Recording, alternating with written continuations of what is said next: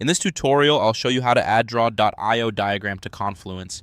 By the end, you'll have a draw.io diagram embedded on your Confluence page and published for your team to view. First, open Confluence page. Go to the page where you want the diagram to appear and make sure the page is fully loaded so you can start editing without interruptions. Next, click Edit. In the top right corner of the page, select the Edit button to switch into edit mode. You'll see the page content become editable and the toolbar will appear at the top. Now type /draw.io. Place your text cursor exactly where you want the diagram to be inserted.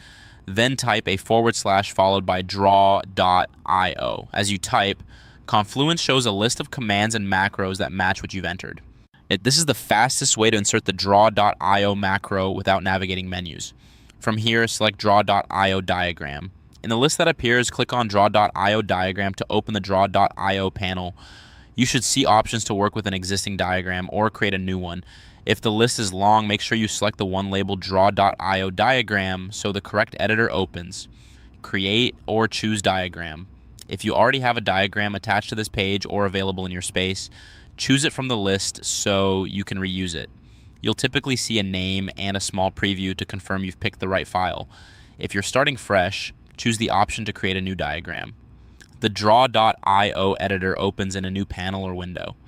If a template chooser appears, you can pick a template that matches your use case or start with a blank diagram. Either use the palette on the left to drag shapes onto the canvas and connect them. If you need to label a shape, double-click and type. You can zoom in and out for precision using the controls in the editor. Take a moment to ensure the diagram communicates exactly what you need. This step is where you build or confirm the content that will appear on your Confluence page, so it's worth a brief check before you insert it. When you're satisfied, you're ready to add it to the page. Click Insert. In the draw.io interface, choose Insert to place the diagram into your Confluence page editor.